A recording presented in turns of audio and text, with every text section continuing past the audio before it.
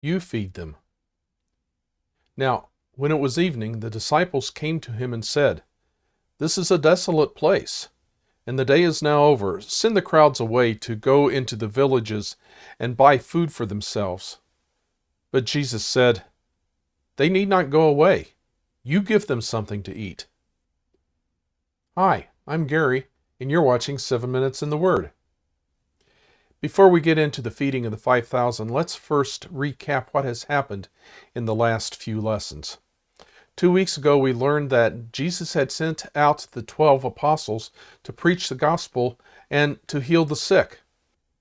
In last week's lesson, we read that King Herod had heard of Jesus, but he was afraid that Jesus might be John the Baptist, whom he had beheaded but had come back to life.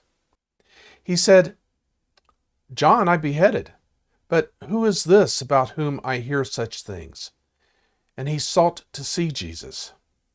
When John's disciples heard of John's death, they came and they took the body and buried it, and then they went and told Jesus. Today's lesson is told in all 4 of the gospel accounts, so we will be reading from Matthew and Mark and Luke and John. In the following paragraph, I have combined Luke, the 9th chapter, verse 10, and Mark, the 6th chapter, verses 31 through 32. On their return from their preaching mission, the apostles told Jesus all that they had done.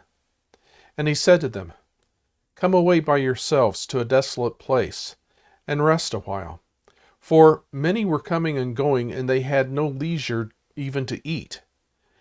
And they went away in the boat to a desolate place by themselves. This is a familiar story. On a previous occasion, the people were coming and going in such large numbers that Jesus and his disciples didn't have the time to eat. It is also a familiar story for us today. In our busy lives, we can often get caught up in the demands that we and others place upon us, that we forget to take care of our own health and well-being. Jesus recognized the need for rest and alone time. He cared for his disciples, and he wanted them to be able to have some time to refresh after returning from their preaching ministry. He may also have wanted to put some distance between himself and King Herod. We take up our lesson in Matthew the 14th chapter, verses 13 through 21. But when the crowds heard, they followed him on foot from the towns. When he went ashore, he saw a great crowd, and he had compassion on them and healed their sick. Now, when it was evening, the disciples came to him and said, This is a desolate place, and the day is now over. Send the crowds away to go into the villages and buy food for themselves. But Jesus said, They need not go away. You give them something to eat. They said to him, We have only 5 loaves and 2 fish. And he said, Bring them to me. Then he ordered the crowds to sit down on the grass. And taking the 5 loaves and the 2 fish, he looked up to heaven and said a blessing. Then he took the loaves and gave them to the disciples, and the disciples gave them to the crowds. And they all ate and were satisfied. And they took up 12 baskets full of broken pieces left over. And those who ate were about 5,000 men, beside women and children.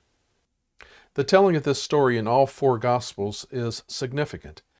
And it is tempting for us to think the miracle of feeding the 5,000 with only 5 loaves and 2 fish is the key feature of the story. However, there are 3 lessons we need to take from this text. And it isn't that Jesus can do miracles. We already knew that. The first lesson has to do with compassion. Matthew tells us that Jesus had compassion on the crowd, and he healed the sick. He met their need.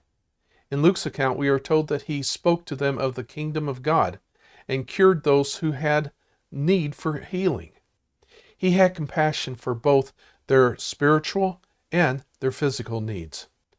When the disciples recognized that the people needed food, they wanted to send the people away to get their own food. But Jesus said, They need not go away. You give them something to eat. You feed them. He wanted his disciples to have the same compassion on the people that he had for them. The disciples saw a need, and they were to take care of it with what they had. And that brings us to our second lesson. Jesus does not expect us to work miracles. That's his job. What he does expect of us is that we use what we have been given to help others. We are to do what we can with what we have and trust Jesus to do the rest. And that brings us to our third lesson. We are to trust Jesus. We may not be able to see how we will overcome an obstacle or how things will work out, but we must trust that Jesus will not give us a task to do without providing the means for us to do it. We will continue our lesson now with John the 6th chapter verses 14 and 15 and Mark the 6th chapter verses 45 and 46. When the people saw the sign that he had done, they said, "This is indeed the prophet who is to come into the world." Perceiving that they were about to come and take him by force to make him king, immediately he made his disciples get into the boat and go before him to the other side, to Bethsaida, while he dismissed the crowd. And after he had taken leave of them, he went up on the mountain to pray. We must also understand that the crowd may make demands that are not within the Lord's will, not what he had planned. Jesus did not come to be an earthly king. He separated himself from the crowd and prayed. The crowd today may want us to tell them that what is wrong is right, and they may want to be entertained rather than listen to a gospel message. But we must be true to the Lord's will and not give in to the crowd's demands. We are to have compassion for the genuine needs of the people, but we must stand firm against their demands for what is outside of the Lord's will. And at times we need to separate ourselves from the crowd and pray that God will help us be faithful. Thank you for watching today. Please give us a thumbs up and click the subscribe button down in the lower right-hand corner. And do come again next week for another 7 Minutes in the Word.